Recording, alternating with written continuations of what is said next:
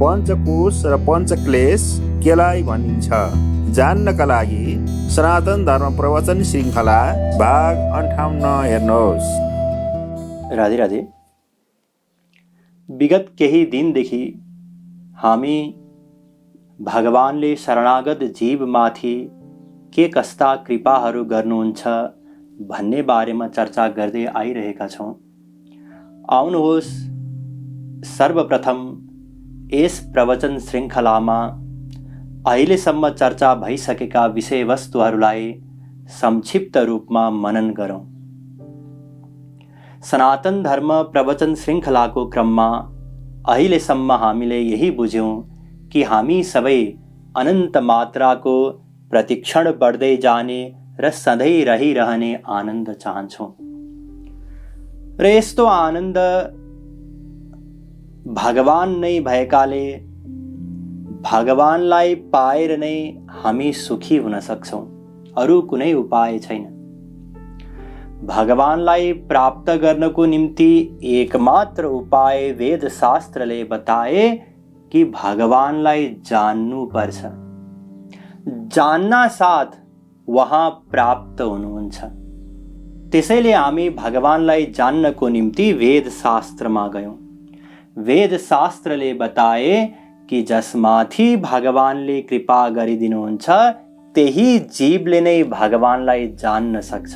अरू कुनै उपाय छैन। बिना भगवानको कृपा कसैले पनि भगवानलाई जान्न सक्दैन। र भगवानको कृपाको निम्ति सर्वप्रथम उहाँको शरणमा जानुपर्छ। जुन क्षण हामी भगवानको शरणमा जान्छौँ त्यही क्षण भगवानले हामीमाथि कृपा गर्नुहुन्छ। त्यसैले भगवत कृपाको एकमात्र आधार शर्त हो भगवत शरणागति। र भगवानको शरणमा जाना साथ भगवानले हामीमाथि अनेक कृपाहरू गर्नुहुन्छ। केही कृपाहरूको बारेमा हामीले चर्चा गरिसक्यौँ। जस्तै पहिलो, भगवानले शरणागत जीवका सबै पापहरू नष्ट गरिदिनुहुन्छ। यो पहिलो कृपा। दोस्रो, त्यो पापको बीज पनि नष्ट गरिदिनुहुन्छ। तेस्रो, योग क्षेम वहन गर्नुहुन्छ। अर्थात् उसलाई जे प्राप्त भएको छैन त्यो उसलाई दिनुहुन्छ र जे प्राप्त भइसक्यो त्यसको सधैँका लागि रक्षा गरिदिनुहुन्छ। यसलाई भनिन्छ योग क्षेम वहन। र त्यसपछि यो बताइयो कि भगवान नै कर्ता बन्नुहुन्छ शरणागत जीवको। उसको सधैँको लागि ठेका लिनुहुन्छ, स्वयं कर्ता बन्नुहुन्छ। यति मात्र होइन, भगवानले त्यो शरणागत जीवको भक्ति गर्नुहुन्छ र उसका जे जति बन्धनहरू छन्, अनेक बन्धनहरूको बारेमा हामीले चर्चा गर्यौँ। 3वटा गुणको बन्धन, सत्वगुण, रजोगुण र तमोगुण। 3वटा कर्मको बन्धन, सञ्चित कर्म, प्रारब्ध कर्म र क्रियमाण कर्म। यी त्रिकर्म, त्रिगुण, त्रिताप भन्नाले 3 प्रकारका दुःख, आध्यात्मिक दुःख, आधिभौतिक दुःख र आधिदैविक दुःखबाट पनि भगवानले जीवलाई छुटकारा दिनुहुन्छ, सबै बन्धनहरू नष्ट गरिदिनुहुन्छ। त्यसै गरी मायालाई भगाइदिनुहुन्छ। जुन अनेक प्रकारका मायाका वृत्तिहरूको बारेमा हामीले चर्चा गर्यौँ। गुण माया र जीव माया, अविद्या माया, विद्या माया, गुण माया अंतर्गत, जीव माया अंतर्गत, आवरणात्मिका माया र विक्षेपात्मिका माया। यी मायाबाट पनि जीवलाई छुटकारा दिनुहुन्छ, मायालाई भगाइदिनुहुन्छ। त्यसै गरी पञ्चकोश नष्ट गरिदिनुहुन्छ, भस्म गरिदिनुहुन्छ। पञ्चक्लेश त्यो पनि नष्ट गरिदिनुहुन्छ। 3वटा शरीरको बन्धन हुन्छ, स्थूल शरीर, कारण शरीर र सूक्ष्म शरीर। यी 3वटा शरीरहरूको बन्धनबाट पनि जीवलाई मुक्ति दिनुहुन्छ र यतिले नपुगेर जीवलाई दिव्य शरीर प्रदान गर्नुहुन्छ। यहाँसम्म हामीले यसअघि चर्चा गरिसक्यौँ। अब नयाँ विषय वस्तु बताउन जाँदैछु, कृपया ध्यान दिएर सुन्नुहोला। भगवानले शरणागत साधकमाथि, जीवमाथि जुन कृपाहरू गर्नुहुन्छ भनेर बताइयो, त्यस क्रममा पञ्चकोश र पञ्चक्लेश नष्ट गरिदिनुहुन्छ यो बताइयो। तर पञ्चकोश र पञ्चक्लेश भनेको के हो यसको बारेमा बताइएको छैन। मैले हिजो बताउला भन्ने सोचेको थिएँ, तर समयले हिजो साथ दिएन। त्यसैले आउनुहोस् सबैभन्दा पहिले यसैको बारेमा चर्चा गरिहालौँ। पञ्चकोश केलाई भनिन्छ र पञ्चक्लेश केलाई भनिन्छ। हेर्नुहोस्, पञ्चकोश भन्नाले 5 प्रकारका कोषहरू हुन्। पञ्च भन्नाले 5, कोष भन्नाले आवरण या तह या पत्र, यही मान्नुहोस्। जस्तै यहाँहरूले प्याज, त्यो प्याजमा पत्र हुन्छ एक एकवटा, र त्यसको सबैभन्दा भित्र एउटा बिजुलो हुन्छ जसको कुनै अब थप पत्र हुँदैन।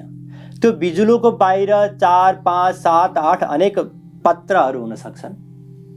यो प्याजको एउटा ढाँचा हो। त्यसै गरी जीवात्मा अर्थात् हामी र परमात्मा अर्थात् भगवानको बीचमा पनि 5 वटा कोषहरू छन्, पत्रहरू छन्। र ती 5 वटा पत्र, कोष या आवरणले गर्दा जीवात्मा र परमात्माको संयोग हुन सकेको छैन, र परमात्मासँग संयोग हुन नसकेको कारणले गर्दा जीवात्मा दुखी छ। ती 5 वटा कोषहरू के हुन् क्रमशः सुन्नुहोस्। पहिलो कोष हो अन्नमय कोष, दोस्रो कोष हो प्राणमय कोष, तेस्रो कोष हो मनोमय कोष, चौथो हो विज्ञानमय कोष र पाँचौं हो आनन्दमय कोष। यी 5 वटा कोषहरू। अब यो अन्नमय कोष केलाई भनिन्छ? जुन यो स्थूल शरीर हामी देख्दछौँ पञ्चमहाभूतले बनेको, यही स्थूल शरीर नै पहिलो कोष हो। जसरी प्याजलाई यदि पत्र छुटायो भने जुन बाहिरको पत्र हुन्छ, त्यो बाहिरको पत्र निकालेपछि बल्ल भित्र अर्को पत्र आउँछ। त्यसै गरी सबैभन्दा बाहिरको पत्र हो यो अन्नमय कोष। यसलाई अन्नमय कोष किन भनियो? किनकि यो अन्नद्वारा बन्दछ, अन्नद्वारा नै यो रहन सक्छ।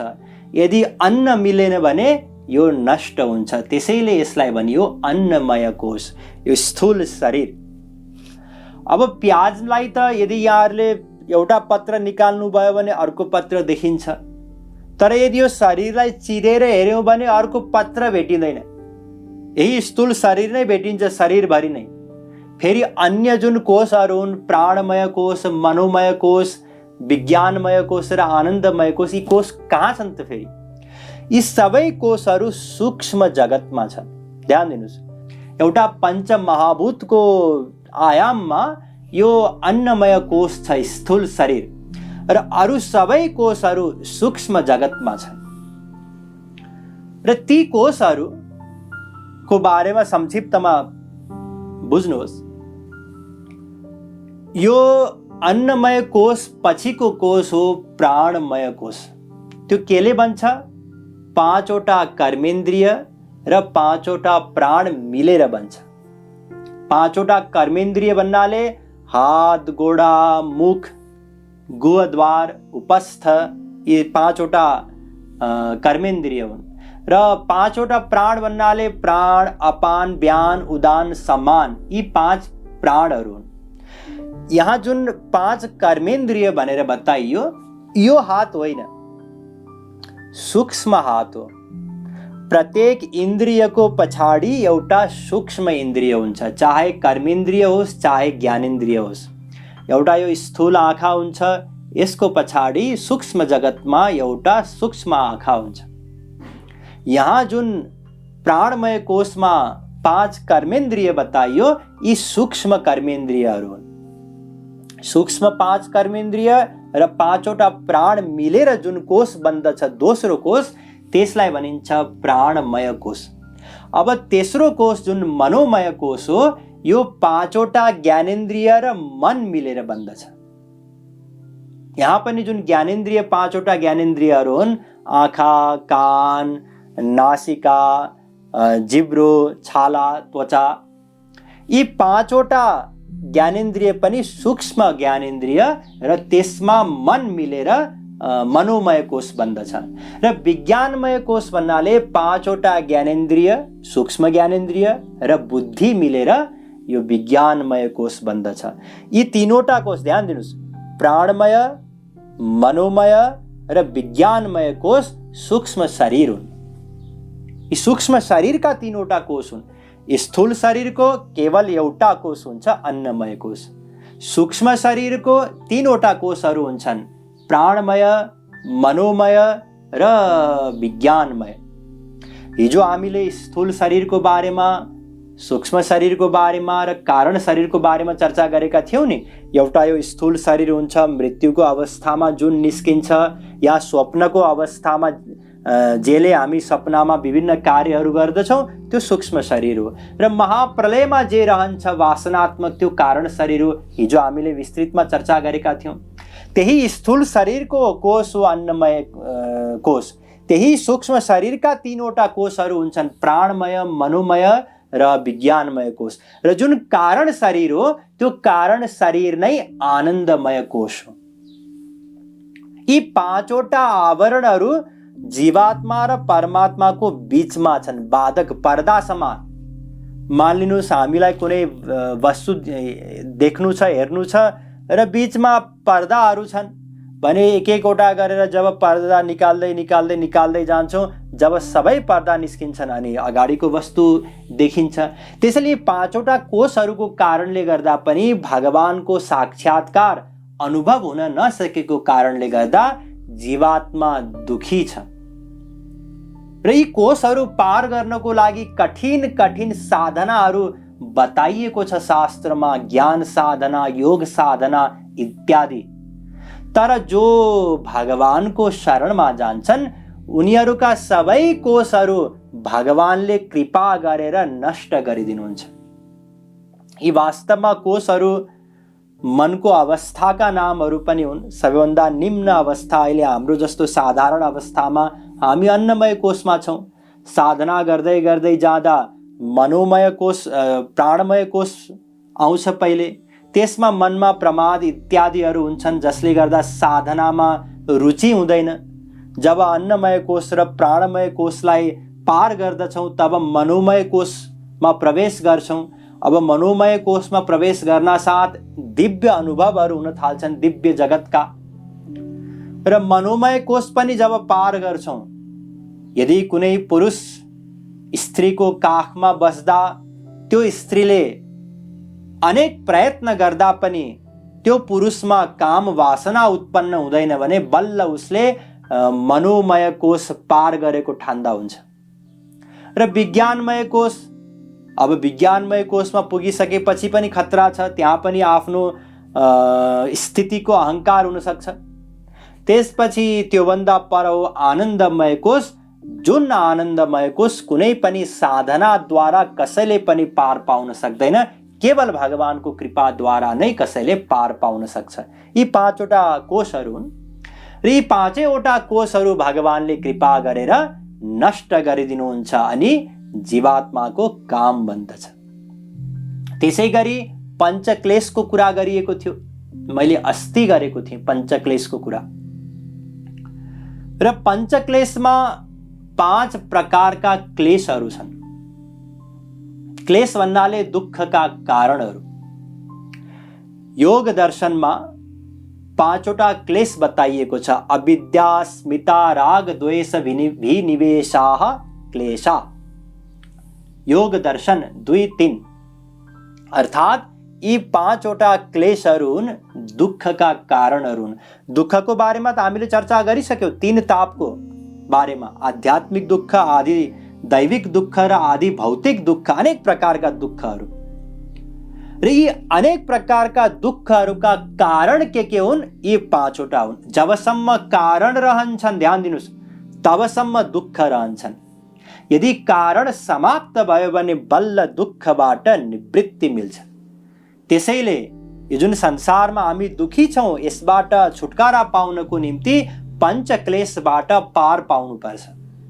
यी पञ्चक्लेशलाई सांख्य दर्शनमा तामस बुद्धिको 4 भाव भनेर बताइएको छ। ध्यान दिनुहोस्, योग दर्शनमा पञ्चक्लेश भनियो त्यसैलाई, र सांख्य दर्शनमा त्यसैलाई तामस बुद्धिको 4 भाव भनेर भनियो। बुद्धिको 2वटा अवस्था हुन्छ। कहिलेकाहीँ हामी ठिक सोच्दछौँ, कहिले गलत सोच्दछौँ, गलत डिसिजन लिन्छौँ। हामी सद्बुद्धि भन्छौँ, कुबुद्धि भन्छौँ। सांख्य दर्शनमा सात्विक बुद्धि र तामस बुद्धि भनेर बताइएको छ। त्यो सात्विक बुद्धिको 4वटा भावहरू हुन्छन्। एउटा हो धर्म, अर्को हो ज्ञान, अर्को हो वैराग्य र अर्को हो ऐश्वर्य। यी 4वटा सात्विक बुद्धिका भाव हुन्। अब यसैको विपरीत गरिदिनुस्, तामस बुद्धिका भाव बन्दछन्। धर्मको अधर्म, ज्ञानको अज्ञान, वैराग्यको अवैराग्य, ऐश्वर्यको अनैश्वर्य। यो जुन अधर्म, अज्ञान, अवैराग्य र अनैश्वर्य हो, यी 4वटा तामस बुद्धिका भावहरू नै दुःखका कारण हुन्। यसैलाई योग दर्शनमा पञ्चक्लेश भनियो। अब यसको बारेमा आउनुहोस् संक्षिप्तमा चर्चा गरौँ। सबैभन्दा पहिले अविद्या, किनकि पहिला अविद्या आएको थियो। अघिको जुन सूत्र थियो योग दर्शनको, अविद्या स्मिता राग द्वेषा, पहिला आयो अविद्या। अविद्या भन्नाले गलत ज्ञान, र यसैलाई सांख्य दर्शनमा बताइयो अज्ञान। तामस बुद्धिको 4 भाव मध्ये अज्ञान र यतापट्टि योग दर्शनमा अविद्या। अविद्या भन्नाले गलत ज्ञान, गलत ज्ञान भन्नाले अनित्यलाई नित्य यदि कसैले मान्दछ भने त्यो गलत ज्ञान हो। अनात्मालाई आत्मा, जस्तै यो शरीर के हो? अनित्य हो। र यदि कसैले शरीर नित्य हो भनेर मान्यो, जानेको ठान्यो भने त्यो गलत ज्ञान हो। म आत्मा हुँ, यो सही ज्ञान हो। तर शरीरलाई मन, बुद्धि, इन्द्रिय कहीँ पनि म को भावना भयो भने त्यो के हो? अज्ञान हो। यही गलत ज्ञान अर्थात अविद्याको कारणले गर्दा अर्को दुःखको कारण उत्पन्न हुन्छ, त्यो हो अस्मिता। गलत ज्ञान थियो अनात्मालाई आत्मा मान्नु, अनात्मालाई आत्मा जान्नु, र त्यो गलत ज्ञानको कारणले गर्दा शरीरलाई, इन्द्रियलाई आत्मा मान्नु, यो हो अस्मिता। किनकि सही ज्ञान भएको भए हामी शरीर, इन्द्रिय, मन, बुद्धिलाई म को भावनाले जान्दैनथ्यौं, मान्दैनथ्यौं। यो शरीर इत्यादिमा आत्माको भाव हाम्रो बन्दैनथ्यो। त्यसैले अविद्या नै अस्मिताको जननी हो। गलत ज्ञानको कारणले गर्दा, अनात्मालाई आत्मा जानेको या ठानेको कारणले गर्दा हामीले शरीरमा, इन्द्रियमा म को भावना बनायौं। यसैलाई सांख्य दर्शनमा अनैश्वर्य भनियो। अघि जुन 4वटा तामस बुद्धिको भाव बताएको थिएँ मैले, त्यसमा जुन अनैश्वर्य भनिएको छ त्यो अनैश्वर्य हो अस्मिता। अब ध्यान दिनुस्, हामीले केवल शरीर, इन्द्रियलाई म मान्दछौँ, यही हामी सीमित हुँदैनौँ। अब यति हुने बित्तिकै म शरीर हुँ भनेर भाव बनाउने बित्तिकै शरीरमा पनि म पुरुष हुँ यो भाव बन्दछ, अथवा स्त्री हुँ, म नेपाली हुँ अथवा यो देशी हुँ, म ब्राह्मण हूँ, क्षत्रिय हूँ, वैश्य हूँ, शूद्र हूँ, म धनी हूँ, गरीब हूँ, यो भाषी हूँ, यो जातिको हूँ, यो सम्प्रदायको हूँ। यी विभिन्न अनेक प्रकारका दुःखका कारणहरू हामीले आपसे आप निम्त्यायौं। कसरी? आउनुहोस् चर्चा बुझ्दै जाउँ। ध्यान दिनुस्, क्रमलाई नटुटाउनुस्। पहिलो हो अविद्या, अनात्मालाई आत्मा ठान्नु, दोस्रो अविद्यापछि अस्मिता, शरीर इन्द्रियमा मको भावना हुनु। अब त्यसमा पनि एउटा मात्रै दृष्टान्तलाई हामी अगाडि बढाउँछौँ, जस्तै पुरुषको भाव भयो शरीरमा। अब त्यसले गर्दा के उत्पन्न हुन्छ? राग अनि द्वेष उत्पन्न हुन्छ। अविद्याको कारणले गर्दा अस्मिता, अस्मिताको कारणले गर्दा राग र द्वेष। जस्तै म शरीर हुँ, शरीरमा पनि म पुरुष हुँ भनेर मान्न साथ, यो भाव बन्न साथ, त्यो पुरुष रूपी मलाई जहाँ जहाँ जेबाट सुख मिल्छ ती विषय वस्तु पाउने एउटा इच्छा बन्छ, त्यसलाई भनिन्छ राग। जस्तै म पुरुष हुँ भनेर भाव बनाइसकेपछि अब स्त्रीसँग सम्बन्धित विषय भोगको इच्छा बन्छ, त्यसैले स्त्री प्रति राग हुन्छ। यो रागको कारण के हो? स्त्री प्रतिको रागको कारण आफूलाई पुरुष मान्नु अर्थात् शरीरलाई म मान्नु, अस्मिता हो नि कारण। र यो अस्मिताको पछाडिको कारण के हो? अज्ञानता, अनात्मालाई आत्मा मान्नु।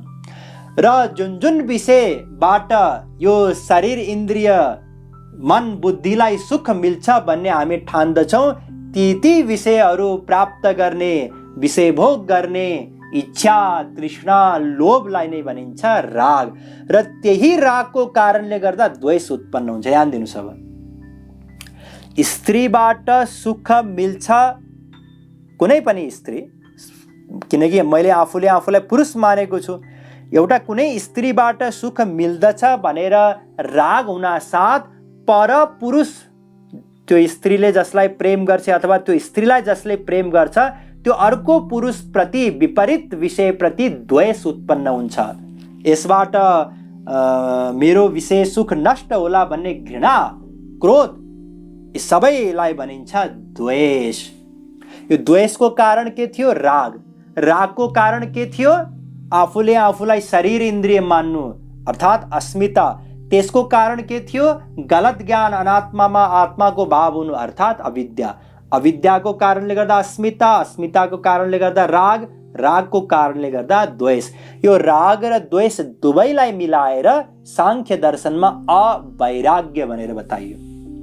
अवैराग्य भन्नाले राग प्लस द्वेष, किनकि वैराग्यको अर्थ हो न त राग हुनु न त द्वेष हुनु। यसको बारेमा हामी पछि चर्चा गर्नेछौँ वैराग्यको बारेमा। अहिले यही बुझ्नुस् कि राग र द्वेष दुवैलाई मिलाएर सांख्य दर्शनमा अवैराग्य भनेर बताइयो। ठीक। अब अर्को एउटा अन्तिम अभिनिवेश। अभिनिवेशको अर्थ हो डर, भय। जुन सुख मैले पाइरहेको छु त्यसको विपरीत विषय प्रतिको जुन द्वेष उत्पन्न भइसकेको छ हामीलाई, अब त्यो विषयबाट, त्यो व्यक्तिबाट या विषयबाट मैले पाइरहेको सुख नष्ट होला भन्ने जुन डर हुन्छ, भय हुन्छ, त्यसैलाई भनिन्छ अभिनिवेश। र अभिनिवेशमा पनि अर्थात् यी डरहरूमा पनि सबैभन्दा ठुलो डर हो मृत्युदेखिको डर। किनकि जबसम्म जीवन रहन्छ तबसम्म यो शरीरलाई केही न केही विषयबाट मलाई सुख मिलिरहला भन्ने आशा हुन्छ। र मृत्यु भन्न साथ अब त सबै मेरो विषयहरू नष्ट हुन्छ भन्ने लाग्छ। त्यसैले मृत्युदेखि डर हुन्छ। सबै व्यक्ति डराउँछन् मर्न भनेपछि। अहिले बाहिर निस्किनु हुँदैन, चारैतिर रोगको संक्रमणको डर छ। व्यक्तिहरू बिचारा सबै घरभित्र छन्, हामी सबै छौँ। किन? मृत्युदेखिको डरले गर्दा, अभिनिवेशले गर्दा। यही अभिनिवेशलाई सांख्य दर्शनमा अधर्म भनेर बताइयो। अधर्म किन बताइयो? ध्यान दिनुहोस्। हेर्नुहोस्, यो शरीर त नाशवान नै हो, मृत्यु त अवश्य हुन्छ, अटल सत्य हो। र हामी के धारण गरिरहेका छौँ? मलाई मर्न नपरोस्, मलाई मर्न नपरोस्, म नमरौँ। यो जुन गलत चिजलाई हामी धारण गरिरहेका छौँ, यसैले गर्दा यसलाई बताइयो अधर्म। धर्म के हो? शरीरको मृत्यु, नष्ट हुनु, यो शरीरको धर्म हो। तर हाम्रो मान्यता के छ? नष्ट नहोस्। त्यसैले यसलाई सांख्य दर्शनमा अधर्म भनियो। यी पाँचवटा क्लेशहरू नै दुःखका कारण हुन्। ध्यान दिनुस्, दुःख त भगवानको शरणमा जान साथ भगवानले हरण गरिदिनुहुन्छ, साथमा यी दुःखका कारणहरू पनि भगवानले नष्ट गरिदिनुहुन्छ।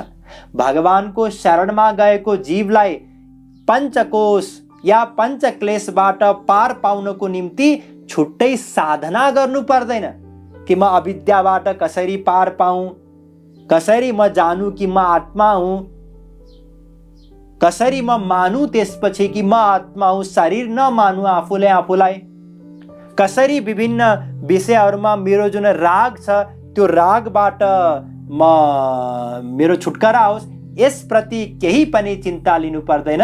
सबै भगवानले नै उसको नष्ट गरिदिनुहुन्छ, पञ्चकोश पनि पञ्चक्लेश पनि। यो त भयो पञ्चकोश र पञ्चक्लेशको बारेमा संक्षिप्त चर्चा। यस प्रकारले हामीले बुझ्यौं कि भगवानको शरणमा जान साथ भगवानले अनेक कृपाहरू गरिदिनुहुन्छ। त्यसमध्ये यो पञ्चकोश र पञ्चक्लेश पनि भस्म गरिदिनुहुन्छ, नष्ट गरिदिनुहुन्छ। र यस बाहेक पनि भगवानले अझै अनेक कृपाहरू गर्नुहुन्छ, जस्तै योग माया शक्ति दिनुहुन्छ, भक्ति रूपी शक्ति दिनुहुन्छ, परमानन्द परम शान्ति प्रदान गर्नुहुन्छ र अनेक अरू पनि कृपाहरू गर्नुभएको इतिहासको बारेमा हामी चर्चा गर्नेछौँ। र साथमा अर्को एउटा रोचक प्रसङ्गको बारेमा पनि चर्चा गर्नेछौँ, जुन प्रसङ्गमा शरणागतको रक्षाको निम्ति भगवान श्री कृष्ण र अर्जुनको बीचमा युद्धसम्म भएको थियो। यति प्रिय हुन्छन् शरणागत भगवानको निम्ति।